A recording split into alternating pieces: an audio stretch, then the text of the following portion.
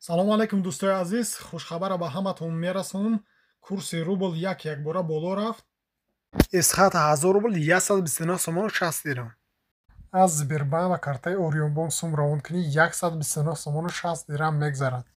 Алиф банк 1000 рубл 129 сомону 60 дирҳам. аз Сбербанк ба картаи Душанбеситӣ сум равонкунӣ 129 сомону 60 дирҳам мегзарад. Спитамент банк 1000 рубл 129 сомону 60 дирҳам. $100 1082 сомон. 100 евро 1180 сомон.